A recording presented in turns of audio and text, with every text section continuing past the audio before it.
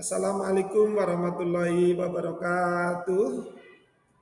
Salam pramuka, salam sejahtera bagi kita semua. Alhamdulillah adik sekalian, pada saat ini saya Kak Sumarto akan memberikan materi tentang manajerial dalam organisasi kepramukaan atau pramuka. Adik-adik sekalian, perlu kita pahami bahwasanya di dalam suatu organisasi itu sangatlah penting bagaimana cara kita memanajemen. Tanpa manajemen yang bagus, yang ideal, maka kegiatan organisasi itu bisa akan tersendat atau tidak berjalan sebagaimana mestinya. Di sini kakak akan menerangkan tentang manajerial. Sebelum materi dilaksanakan, marilah kita berdoa menurut agama dan kepercayaan kita masing-masing. Berdoa, silakan.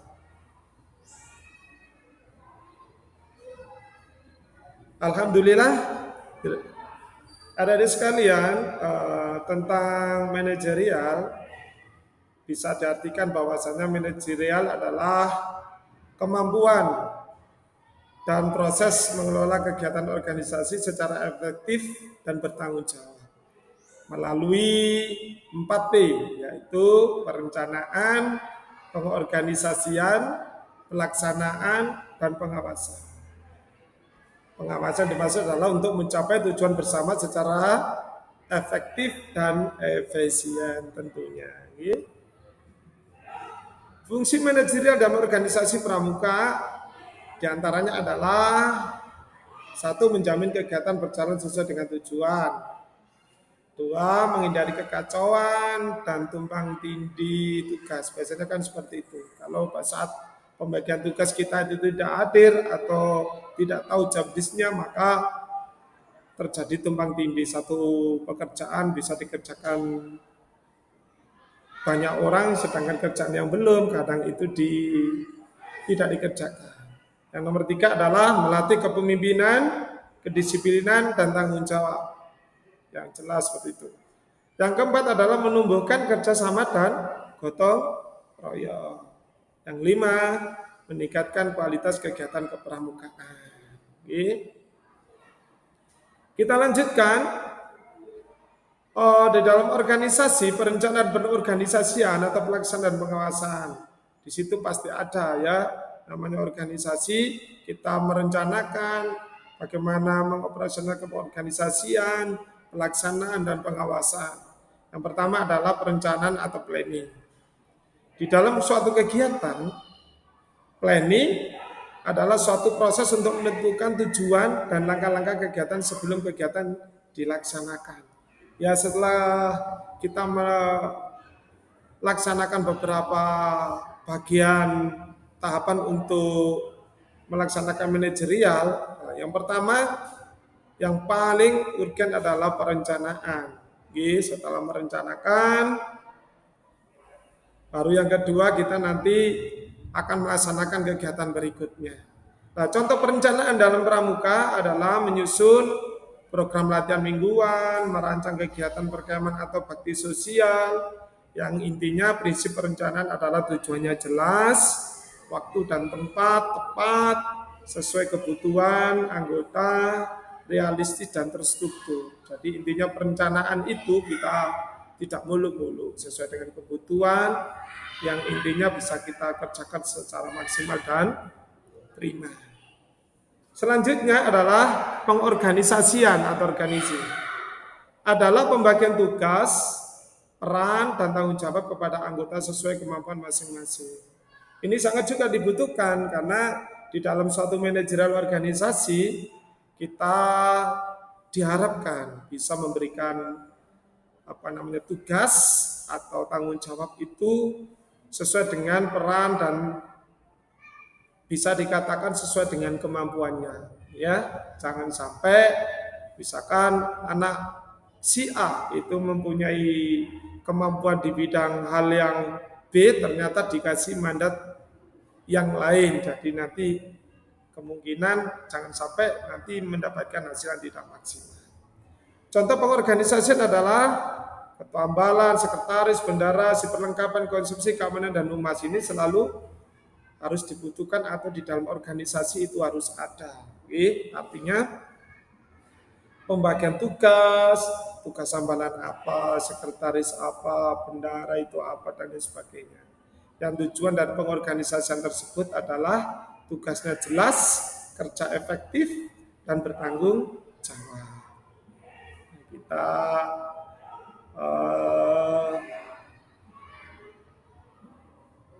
lanjutkan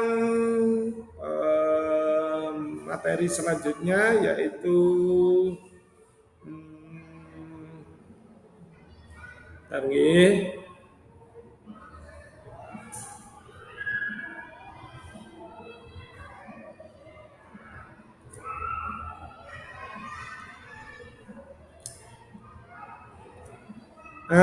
setelah kita melaksanakan tadi pengorganisasian, yang ketiga adalah pelaksanaan atau activity.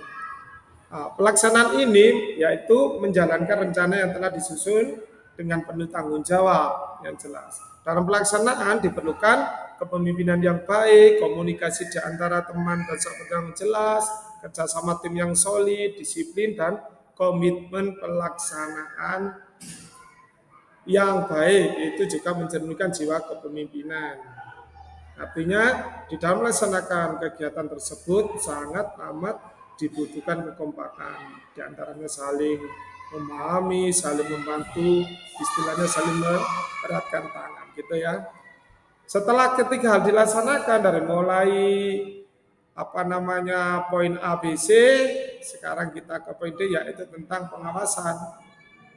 Pengorganisasian sudah, terus aktual sudah, pengawasan atau controlling.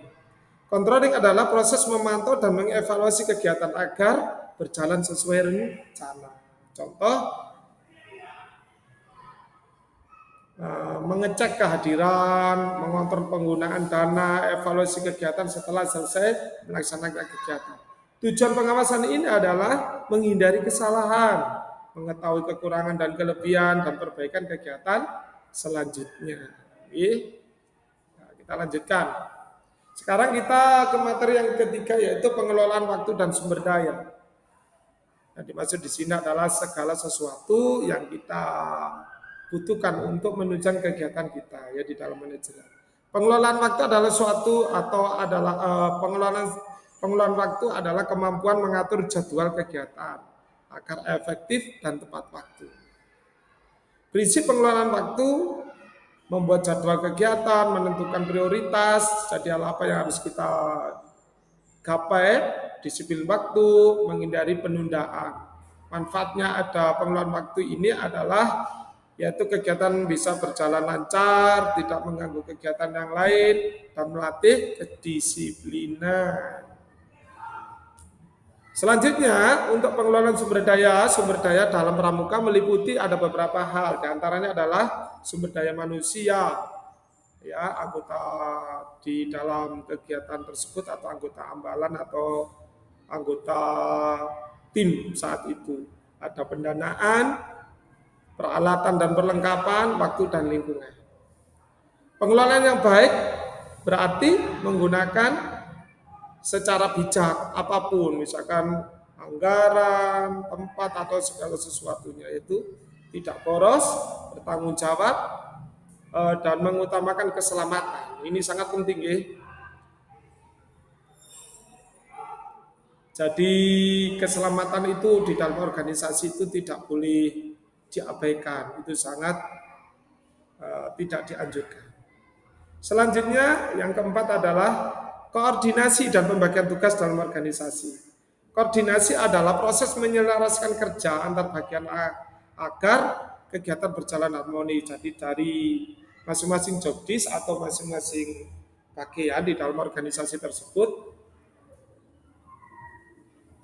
harus ada penyelarasan, sering komunikasi antar anggota dan lain sebagainya.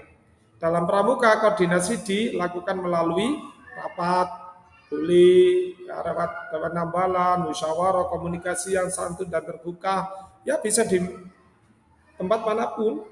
Namanya rapat bisa di tempat ngopi atau apapun. Yang penting kita menghasilkan output yang positif untuk organisasi kepramukaan. Manfaat koordinasi adalah menghindari konflik, jadi tidak ada salah paham, ya. Mempercepat penyelesaian tugas dan menumbuhkan rasa kebersamaan. Nah, itu yang paling penting di dalam organisasi, saling respect ya, kebersamaan. Sekarang pembagian tugas harus sesuai kemampuan anggota. Oke, adil dan merata, jelas tanggung jawabnya. Pembagian tugas melatih penegak untuk misalkan bertanggung jawab, mandiri, siap menjadi pemimpin atau siap menjadi seorang yang dipimpin. Selanjutnya untuk manajerial yang kelima adalah tanggung jawab manajerial dalam organisasi pramuka, yaitu apa? Tanggung jawab manajerial dalam organisasi pramuka adalah kesanggupan pemimpin untuk mempertanggungjawabkan setiap keputusan dan kegiatan yang dilaksanakan. Tanggung jawab pemimpin pramuka penegak meliputi satu, menjalankan tugas sesuai satya dharma pramuka, itu yang jelas. Jadi tidak boleh kita asal-asalan melaksanakan tugas tanpa berpatokan pada hal tersebut. Menjadi teladan bagi anggota, ya, menjaga nama baik ambalan dan tugas depan atau tempat organisasi kita. Mengelola kegiatan dengan jujur dan amanah. Yang kelima adalah siap menerima evaluasi dan kritik. Ini yang jelas seperti itu. Baik adik-adik sekalian, perlu digarisbawahi bahwasanya suatu manajerial dalam suatu organisasi intinya adalah kita dianjurkan untuk merancang, ya. Kita dianjurkan untuk mempersiapkan segala sesuatu bagaimana kegiatan tersebut lancar dan tidak keluar dari koridor yang ditentukan dan ditetapkan organisasi seperti itu. Selanjutnya, sebagai penutup, manajerial dalam pramuka penegak bukan hanya tentang mengatur kegiatan, tetapi membentuk karakter pemimpin yang bertanggung jawab. Ini sangat penting, membentuk karakter pemimpin yang bertanggung jawab, disiplin dan berjiwa sosial. Melalui latihan pengembangan kepemimpinan, diharapkan penegak atau pendekar mampu menjadi pemimpin masa depan yang berakhlak cakap dan berjiwa Pancasila.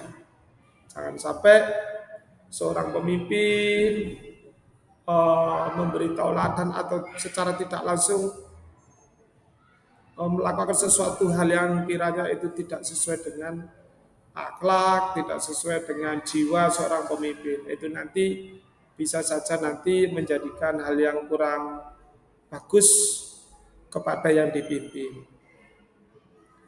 Selanjutnya adik sekalian, terima kasih ucapan dari kakak, dari Kak Sumarto. Kalau nanti misalkan ada hal-hal yang mungkin kurang jelas bisa hubungi langsung, bisa telepon, bisa silaturahmi, berkomunikasi. Untuk materi yang kakak sampaikan ini barangkali kurang jelas, nanti bisa berhubungan dengan kakak-kakak panitia untuk meminta materinya seperti itu. Kata-kata kakak hari ini, tidak ada kebaikan yang berlalu dengan sia-sia. Selalu kebaikan itu akan bermanfaat bagi kita di belakang harinya. Itu saja adik sekalian materi dari kakak. Mohon maaf. Terima kasih. Sampai ketemu lagi kakak Agri. Assalamualaikum warahmatullahi wabarakatuh. Salam Pramuka.